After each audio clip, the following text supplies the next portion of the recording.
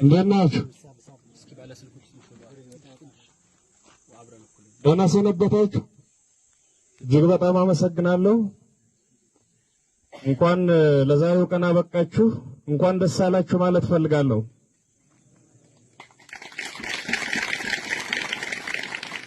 ከእናንተ ፊት በዚህ ቀን በዚህ ቅጽበት ስለቆም ከፍተኛ የሆነ ክብርና ኩራት ይሰማኛል። መድኃኔዓለምንም አመሰግናለሁ። አጭር መልእክት ይኖረኛል በቅጡ ለማስተላለፍ እንዲመቸኝ በጽሁፍ ይዣለሁ፣ አነባዋለሁ። ታሪክ የራሱ ነፍስና የራሱ ረቂቅ የስሌት ቀመር አለው።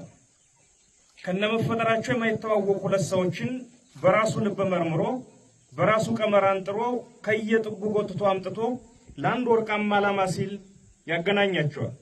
እናም ለብዙሃኑ እውነትና ነጻነት እንደ ጧፍ ያበሩ ዘንድ በፍቅር ያሰልፋቸዋል። ይበራሉ። በድቅድቅ ጨለማ መሃል የተስፋ ብርሃን የነጻነት ወጋገን ይሆናሉ። ይህ አስበው የማይዘልቁት የታሪክ ጥልቅ ምስጢር ነው። ታሪክ እኔንና እናንተንም በዚህ ዘመን በዚሁ ስሌት ለአንድ ወርቃማ የትውልድ ፕሮጀክት አገናኝቶናል። ዛሬ እየታገልን ነው፣ ነገ እናሸንፋለን፣ የአማራን ቀን እናመጣለን። በድጋሜ እንኳን ደስ አላችሁ። ህልውናችን እስካልተረጋገጠ ድረስ የዛሬ 50 ዓመት በዚህ ቦታ ላይ ሌላ አማራ ቆሞ ሁልጊዜም ስለመሰልጠንና ስለመዘጋጀት አስፈላጊነት ሊናገር ይችላል። መደራጀታችን፣ መሰልጠናችን፣ መታጠቃችንና ለህልውናችን መታገላችን የሚቆመው ህልውናችን የተረጋገጠለት ብቻ ነው። ይህ የዛሬ እናንተ ምርቃት የአማራ ህዝብ ትግልና የሀገሪቱ ጣፋንታ ተገፍቶ አንድ ጫፍ ላይ የቆመበት ምዕራፍ ላይ የሚደረግ ነው። ስራ የሚጠይቅ ነገር ግን የድል ታዛ ላይ የቆመ እጅግ አጓጊ ምዕራፍ ነው። ውድ ጓዶች፣ በዚህ አጋጣሚ አደራላችሁ የሚፈልገው ታላቅ ጉዳይ አለ። ዛሬ ለመመረቅ ላለፉት በርካታ ወራት ብዙ ወጣችኋል፣ ብዙ ወርዳችኋል፣ ብዙ ላብ አፍስሳችኋል። በአካልና በመንፈስ ጠንክራችኋል። የትግላችን ሀውና ግብ ተገንዝባችኋል። በዚህ ሙሉ ቁመናችሁ መከላከያ የሚባል የአብይ አህመድ ታጣቂ ጋር ፊት ለፊት ትገጥማላችሁ። ትግል ግን ሌላም መልክ አለው። ከራስ ጋር የሚደረግ ትግልና አብሮ ሲኖር ከጓድ ጋር የሚደረግ ትግል እጅግ ከባድና ፈታኞቹ የትግል መልኮች እንደሆኑ ልትገነዘቡ ይገባል። ወደ አብይ አህመድ መተኮስና አብይን ማሸነፍ ቀላል፣ ከባዱ ወደ ራስና ጓደኛ ድክመቶች ማነጣጠር ነው። አብይ በታንክና በድሮን ያልቻለውን ጦርነት በገንዘብ በሽማግሌና በወሬ ሊያሸንፈን እየሞከረ ነው። አንዳንዴ ከሺህ አብይ ታንከኛ አንድ ወሬኛ ትግላችን ላይ ጉዳት ሊያደርስ ይችላልና ጥንቃቄ ማድረግ ያስፈልጋል።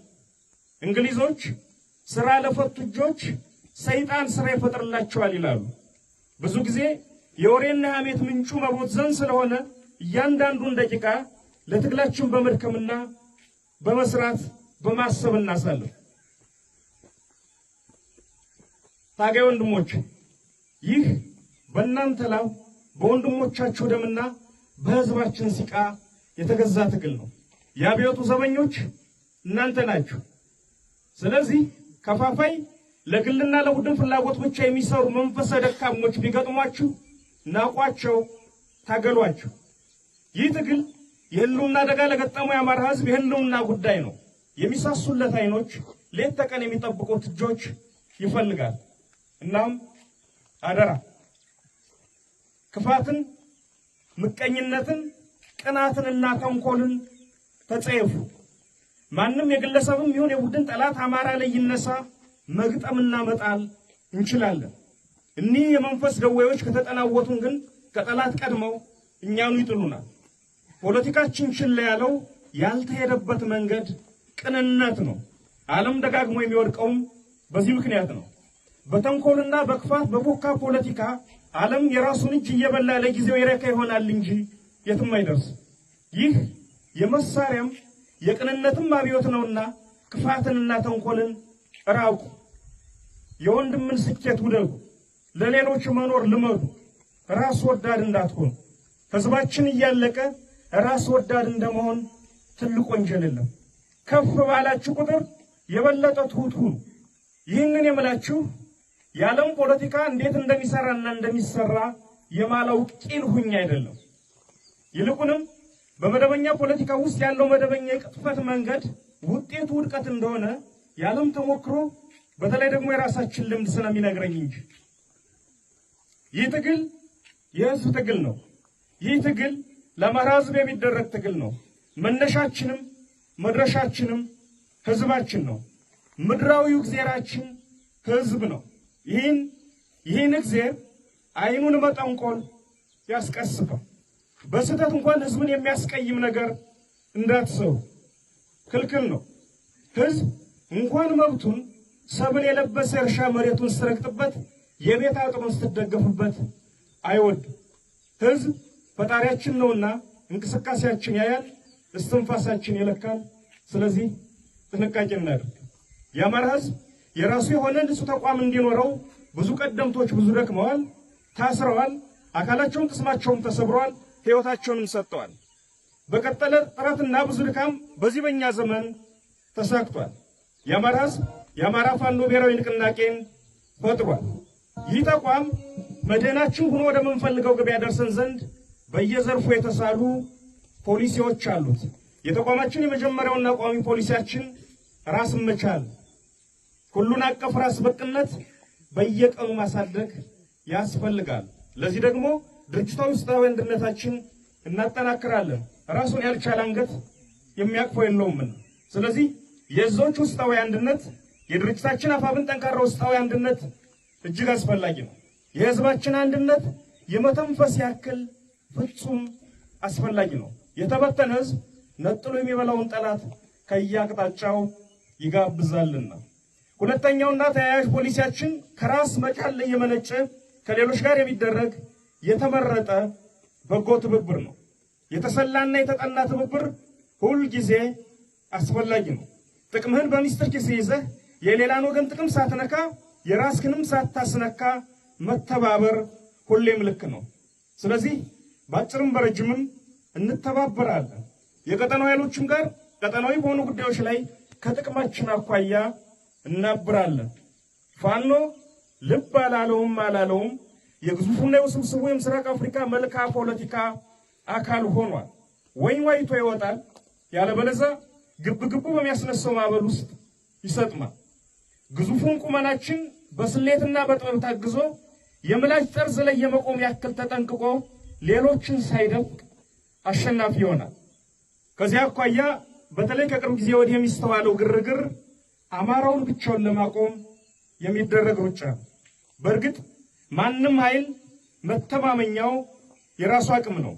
የማይሸሽ የማይለወጥና የማይነቅስ የራስ አስተማማኝ አቅም ነው። ይህም ሆኖ አማራ ባለም ፊት ቆሞ ብቻውን ገለባብጦ ተራራውን ሜዳውን ተራራ እንዳላደረገ ሁሉ የአማራ ትግል ተነጥሎ የቆመለት ይከስማል የተባለ ይመስል ይህ ሁሉ ግርግር ፋኖን ብቻውን ለማቆም ነው። ከ3 ዓመታት በፊት ሁሉም የጨዋታው ተሰላፊ የየራሱን ስሌት ይዞ በፕሪቶሪያ መድረክ ቢጫወትም በስምምነቱ ውስጥ የነበሩ የብዙዎች ተሰላፊዎች ድብቅ የጋራ ግብ ግን መቀጣጠል ጀምሮ የነበረውን የአማራና የአብዮት እሳት በጋራ የማጥፋት እቅድ ነበር ብዬ አምናለሁ። በዚህ አደገኛውን ሰደድ የማጥፋት ተልዕኮ ውስጥ ህወሓትና ብልጽግና በደስታ አብረው እንደሚሰለፉ የፕሪቶሪያ ስምምነት ሽማግሌዎችም እርግጠኞች ነበሩ ማለት ይቻላል። ምናልባት የትግራይ ኃይሎች ታሪካዊ ውሳኔ ወስነው ራሳቸውን ግሉል አድርገው ማቆማቸው እስኪታወቅ ድረስ በቀላሉ አማራን ጨፍልቀው ወደ ኤርትራ መሻገርና የየራሳቸውን ግብ ማሳካት እንደሚችሉ እርግጠኞች ነበሩ። ባልጠበቁት ሁኔታ ህወሓት የራሱን ስትራቴጂካዊ ስሌት ይዞ አማራን አልወጋም ኤርትራ ላይም አልዘምትም ሲል ቀመሩ ተዛባ። የአማራ ሁሉና ትግልን በመካከል በፍጥነት ሌላ ደረጃ ላይ ደረሰ።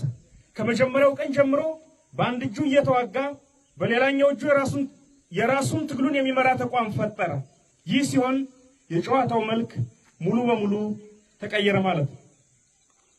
አብይ አህመድ ግን እድሎች ከተገኙ አሁንም እዛው ጨዋታ ውስጥ መሆኑንና ተስፋ ለመቁረጡን የሚያሳየው በተለይ ባለፉት 3 ወራት ውስጥ አማራውን ለመነጠል የሚያደርገው ሩጫ ነው።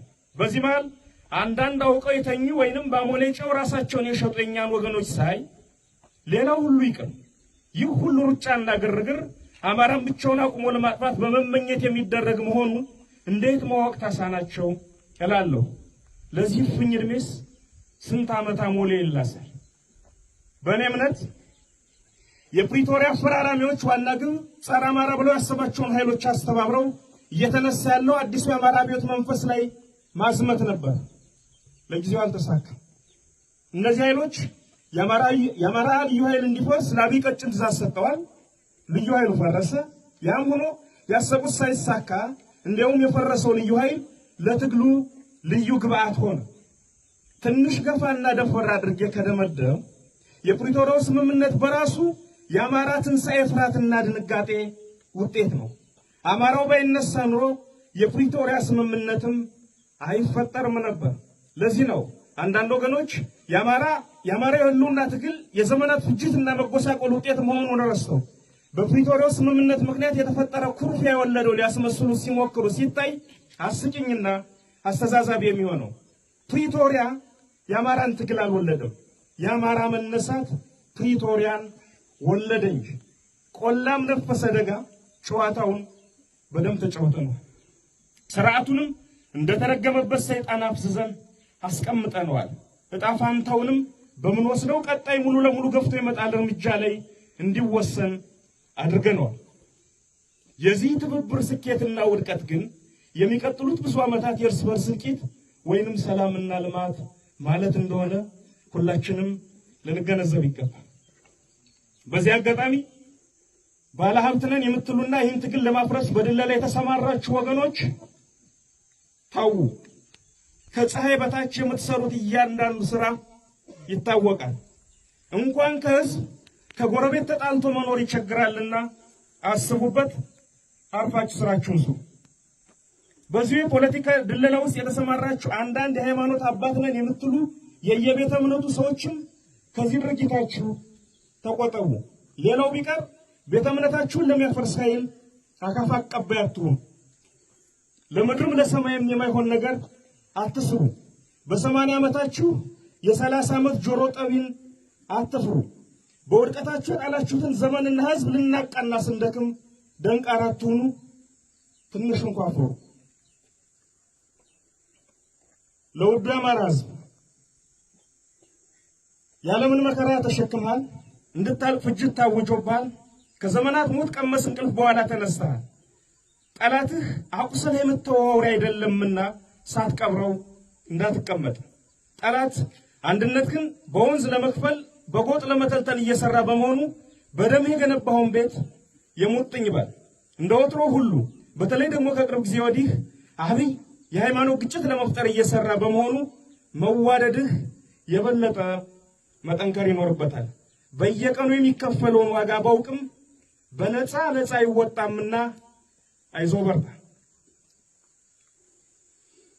ለመላው ኢትዮጵያስ ይህ ሰውዬና ቡድኑ በስልጣን ላይ እስካሉ ድረስ የማይጎሳቆል የማይራብ የማይታረዝና ህልውና አደጋ ውስጥ የማይገባ ኢትዮጵያዊ የለም አይኖርም። በኢትዮጵያ ምድር ላይ ቆሞ መራመድ እስከቻለ ድረስ መሬቱንም ህዝቡንም በግራም ሳይቀር እየለካ ከመሸጥና ከማጥፋት አይመለስም። ስለዚህ ሁሉም ኢትዮጵያዊ በያለበት ይነሳ። ለዓለም አቀፉ ማህበረሰብ በሙሉ ዛሬ ከአብይ ጎን ቆሞ የሚገኝ ብሔራዊ ጥቅም ነገ ከቀጠናው የሚሆነች ትልቅ ብሔራዊ ኪሳራን ያመጣባቸዋልና ከእውነት ከፍትህና ከነጻነት ኃይሎች ጎን ቆሙ። በተለይ አንዳንድ ሀገራት አብይ አህመድን መደገፍ አቁሙ።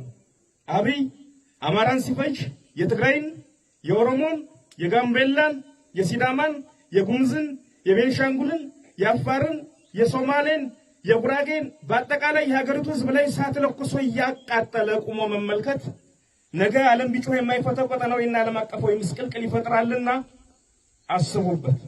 ፍትህና ነጻነት ደንበር የላቸውም። እንደ ፀሐይ ለሁሉም መሆን ለሁሉም መድረስ አለባቸው። ለሚሊሻ መደበኛና አድማ ብተና ፖሊስ አባላት በራሳችሁ ጸብ ውስጥ የጠላት ዱላም ገላጋይ መሆን ታሪክ የማይረሳው ክህደት ነው። ወደ ወገኖቻችሁ ኑ። ያለበለዚያ እጣፋንታችሁ አንደኛው ተራራ ስር ወይ አንዱ ጎዳና ላይ ደመከልብ መሆን ነው። አሁንም ቢረፍድም አልመሸምና ወደ ወገኖቻችሁ ኑ። በእኛ በኩል እንደ ወንድምና እንደ አባት እንቀበላችኋለን። ድል ለአማራ ሕዝብ፣ ክፋት ለማንም፣ በጎነት ለሁሉም። አዲስ ትውልድ፣ አዲስ አስተሳሰብ፣ አዲስ ተስፋ። ህልውናችን በተባበረ ክንዳችን። እጅግ በጣም አመሰግናለሁ። በድጋሜ እንኳን ለዚህ ቀን አበቃችሁ፣ እንኳን አደረሳችሁ።